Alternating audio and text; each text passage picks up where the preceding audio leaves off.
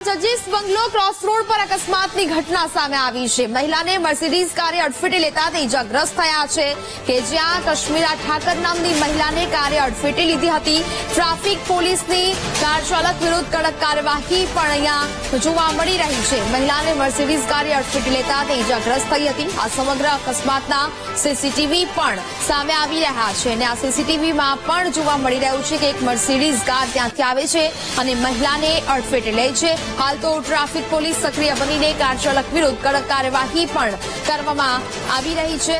अमदावादना जजीस bungalow पासेनी आ घटना छे। Cross road पर अकस्मात छे ते सर्जायो हतो।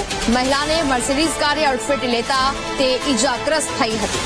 काश्मीरा ठाकर नामनी महिलाने कारे अडफेटे લીધી હતી ને જેને કારણે અકસ્માત છે તે સર્જાયો, જેના સીસીટીવી પણ સામે આવી રહ્યા છે। જજીસ બંગલો ક્રોસ રોડ પર અકસ્માત સર્જાયો છે।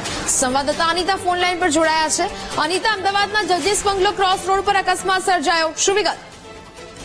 જે પ્રકારે જજીસ બંગલો પાસે આ જે અકસ્માતની ઘટના સામે આવી છે, જેમાં ઇન્ટેમ્પેસ કરીને એક મર્સિડીઝ કાર ચાલક ત્યાંથી ફરાર થઈ ગયો હતો।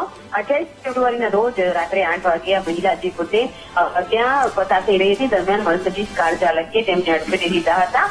કાશ્મીરી ઠાકોર નામની આ જે મહિલા જે છે તે મર્સિડીઝ કારના અકસ્માતમાં ગંભીર રીતના ઇજાગ્રસ્ત થતા તેની સારવાર માટે ગોલા સિવિલ હોસ્પિટલ ખસેડવામાં આવી હતી।